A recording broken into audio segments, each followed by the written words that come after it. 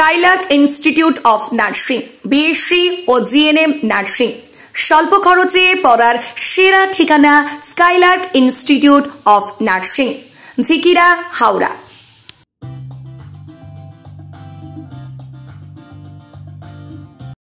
তাহলে এক কথায় কি বলে দিতে পারি যে নজিবুল করিম আবার জেগে উঠেছে? না, জেগে আমি সবসময় জেগে আছি। আমাদের তৃণমূল কংগ্রেসের সৈনিক হিসাবে 365 দিন 24 ঘন্টা আমরা মানুষের পাশে থাকি, মানুষের কাছে থাকি।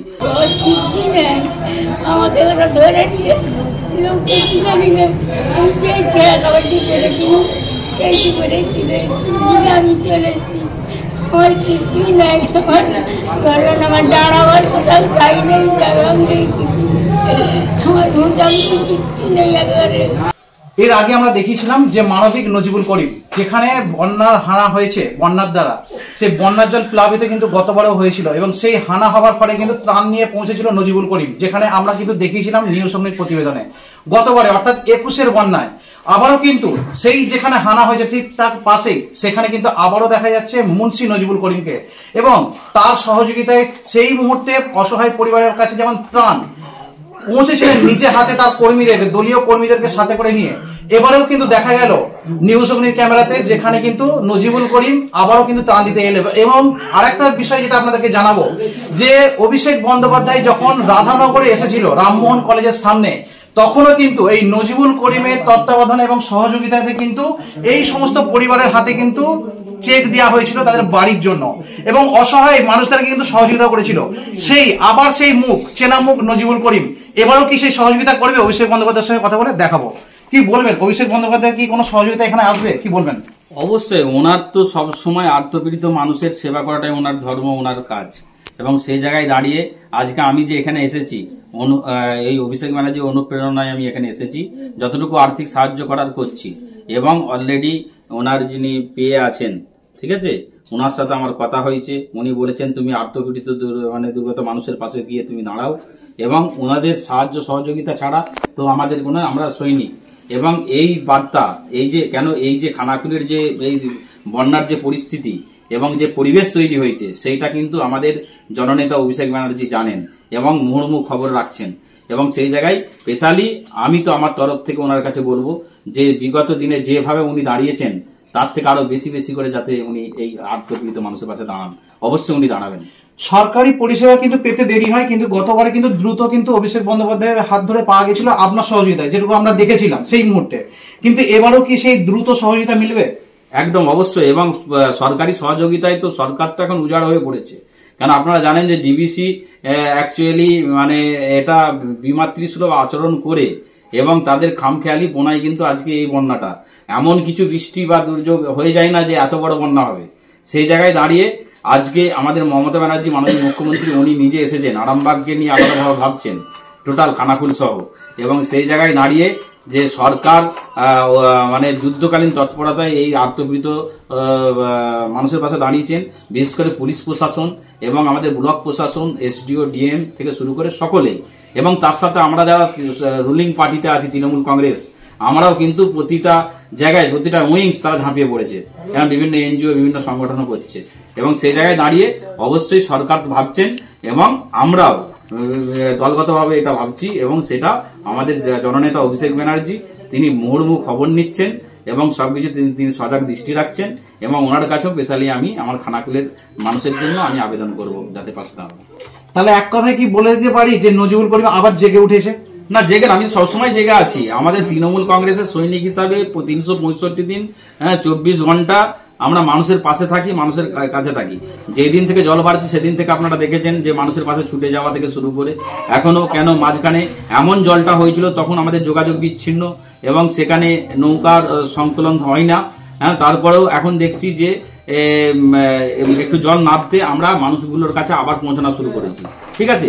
এবং সেই জায়গায় দাঁড়িয়ে আমরা সবসময় মানুষের পাশেই আছি। মানুষের পাশে থাকাটাই আমাদের তৃণমূল কংগ্রেসের, মামাটি মানুষের দল তৃণমূল কংগ্রেসের, এটা হচ্ছে আসু কর্তব্য বা দায়িত্ব।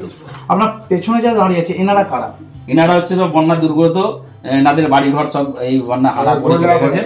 ওনারা আজকে এসেছেন, আছেন এই স্কুলেই আছেন, যেদিন থেকে ওনাদের ঘর বাড়ি ভেঙে গেছেন এই স্কুলেই আছেন।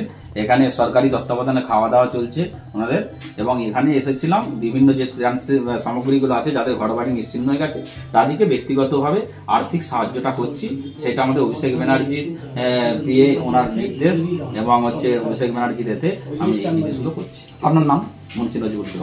আপনারা শুনলেন মুন্সি নজিবুল করিমের কাছ থেকে একদম অভিষেক বন্দ্যোপাধ্যায়ের সঙ্গে যোগাযোগ এবং তার যে সহযোগিতা, অভিষেক বন্দ্যোপাধ্যায় সেই সহযোগিতা কিন্তু পৌঁছাচ্ছে খানাকুল মানুষের কাছে, এবং যেখানে কিন্তু নজিবুল করিম ছাড়াও আরো বিভিন্ন শ্রেণীর মানুষরাও কিন্তু সহযোগিতা করছে এই বন্যা দুর্গতদের পাশে দাঁড়ানোর জন্য।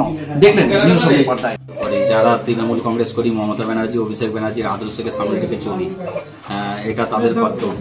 আমি একজন একনিষ্ঠ সৈনিক অভিষেক ব্যানার্জি, সেই জায়গায় দাঁড়িয়ে এটা হচ্ছে আমাদের বন্যা যেদিন থেকে জল বাড়ছে সেদিন থেকেই প্রতিনিয়ত আমরা আর্তপীড়িত মানুষের পাশে ছিলাম এবং এখনো আছি। এবং আপনারা জানেন বন্যার জল নেমে গেলেও কিন্তু এখন দুর্দশা কাটেনি, ফলে মানুষের যে হাহাকার সে হাহাকারটা রয়েছে। এবং ডিবিসির যে খামখেয়ালিপনা এবং কেন্দ্র সরকারের যে বঞ্চনা তার খেসারত আজকে আমাদের খানাকুলের এই মানুষগুলোকে দিতে হচ্ছে। এবং সেই জায়গায় দাঁড়িয়ে আজকে আমাদের ব্যক্তিগত যতটুকু সামর্থ্য ছিল অর্থনৈতিক, এখানে আমরা জানি যে বিভিন্ন এনজিও, বিভিন্ন প্রশাসনিকভাবে বিভিন্ন সংগঠন তারা আসছে, বিভিন্নভাবে খাবার টাবার দিচ্ছে, তার পাশে দাঁড়াচ্ছে যে যেমন করে। কেন এখানে এখন কোনো অসহায় মানুষের পাশে দাঁড়ানোটাই সব থেকে মূল কথা।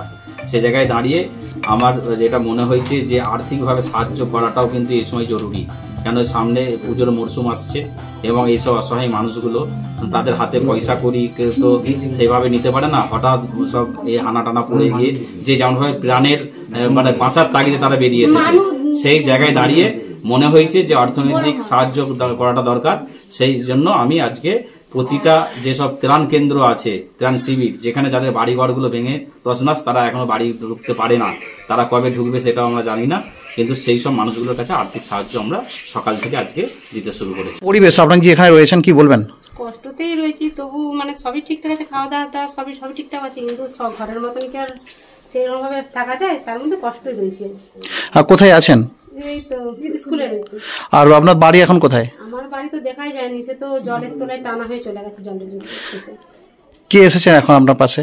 নজিবুলদা। কিছু দিলেন? হ্যাঁ, কিছু টাকা দিয়ে সাহায্য করেছে। কি বলবেন ওনাকে? ধন্যবাদ জানাবার দিয়েছে, এটাই ধন্যবাদ জানাবো। আপনার নাম? মিতা বলে। বাড়ি কি আছে এখন? কিভাবে ভাঙলো? কত বছর শিশুকে নিয়ে আছেন এখানে? কোথায় আছেন? কোন স্কুল এটা? আপনার নাম? এখন আমাদের ধরে নিয়ে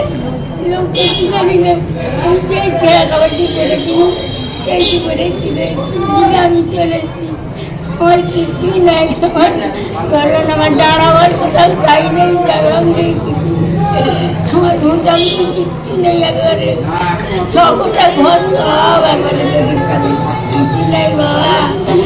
আমি যেখানে আছি বাবা, মানে চুনি এই কাপড় পরেছি, এই কাপড় পরিয়েছি। কে এসেছে আপনার সঙ্গে দেখা করতে? কি বলবেন ওনাকে? কি বলবেন ওনাকে? কি বলবেন? ওই তো ওই কথাই, আমার তো ওই তো কিছুই নাই, আমি একেবারে সারা মোটামুটি, আমার ছেলেও নেই, চলে গেছে, ভগবান নিয়ে নিচ্ছে, আমার কেউ নেই বাবা। বাবা থেকে বলছি কেউ নেই বাবা, আমি আমার নিয়ে যেতে পারি, আমি তারাও গেছে, ঘরটা যাচ্ছে, আমিও যাবো। ঠিক আছে, তোমাদের বড় মমতা ব্যানার্জি আছে আমাদের মুখ্যমন্ত্রী, উনি তো করেন, আমাদের অভিষেক ব্যানার্জি আছে আমাদের নেতা, ঠিক আছে, উনি দেখবেন, ওনার কাছে আমরা আবেদন করবো, ঠিক আছে। গত বছর উনি সালের করেছিলেন, আর আমাদের যতটুকু সামর্থ্য সেই হিসাবে এসেছি, ঠিক আছে, অভিষেক ব্যানার্জি মমতা ব্যানার্জি নির্দেশে, ঠিক আছে, এবং আপনাদের যে আবেদন সেটা আমরা পৌঁছে দেবো, ঠিক আছে।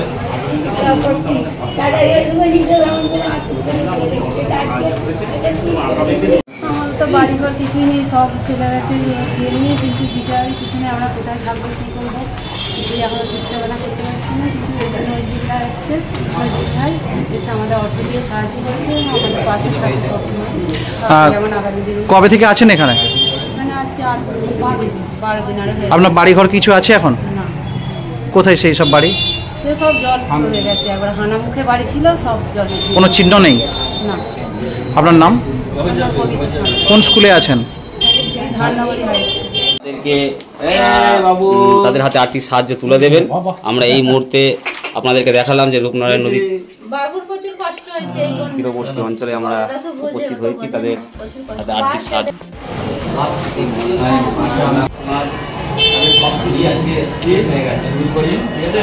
আপনাদেরকে আর্থিক সাহায্য করছে, টাকা আছে, ঠিক আছে? আপনারা যাতে প্রচুর ক্ষতি হয়েছে, ঠিক আছে, সে ক্ষতিত্বকে বের করবে না। আমরা মমতা ব্যানার্জি, অভিষেক ব্যানার্জি, হ্যাঁ, সৈনিক, আমরা তৃণমূল কংগ্রেস সৈনিক হিসাবে, ঠিক আছে, আপনার পাশে দাঁড়াচ্ছি, আপনাদের পাশে, ঠিক আছে? আপনারা এই মুহূর্তে দেখছেন ধাননগরী হাই স্কুলে। এখানে সোনারপুরে যে সমস্ত এলাকা সর্বাধিক ক্ষতিগ্রস্ত হয়েছে, তার মধ্যে একটি এলাকা হচ্ছে ধাননগরী অঞ্চল। এখানে আপনারা দেখতে পাচ্ছেন বহু পরিবারকে এই স্কুল সেন্টারে এসে রাখা হয়েছে। আজকে তাদের অনুপ্রেরণায়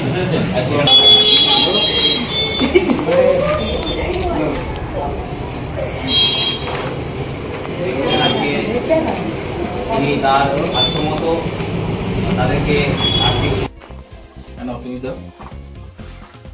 উপস্থিত আছেন খানাগড়ি অঞ্চলে আমাদের বিভিন্ন তৃণমূল নেতৃত্ব, খানাগড় 2 নম্বর ব্লকের কংগ্রেস সভাপতি অসীম শান্তি পঞ্চায়েত সমিতির প্রাক্তন সভাপতি রুচিরাম ধনী থেকে আরম্ভ করে অরুণদা সকলে উপস্থিত রয়েছেন। আপনারা দেখতে পাচ্ছেন আর একটা গার্জেন রয়ে গেছে, সে মানে বয়স্ক তো, তার গরু আছে, তাদেরকে আর্থিকভাবে সহায়তা করছেন এই মুহূর্তে যেখানটা দেখতে পাচ্ছেন ওই যে রডগুলো বেরিয়ে আছে, দূরে ওই যে রডগুলো বেরিয়ে আছে একদম আমার ঠিক মাইকের সোজা, ওইটা পাকা 2তলার বাড়ি ছিল, সেই বাড়িকেও কিন্তু নিশ্চিহ্ন করে দিয়েছে। এবং যে জায়গাটায় দাঁড়িয়ে আছে, অর্থাৎ যে জায়গাটায় এই মুহূর্তে দাঁড়িয়ে আছে, এখানেও কিন্তু 2তলা বাড়ি ছিল। দেখুন এখন মাটি এবং বাড়ির কোনো চিহ্ন মাত্র হচ্ছে নেই, এবং এই পিলারগুলো হচ্ছে দাঁড়িয়ে রয়েছে, এবং এই বাড়ির কি পরিস্থিতি হচ্ছে দেখুন।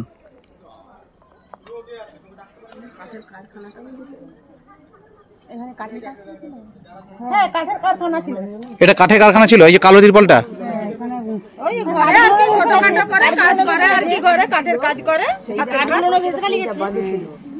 কিছু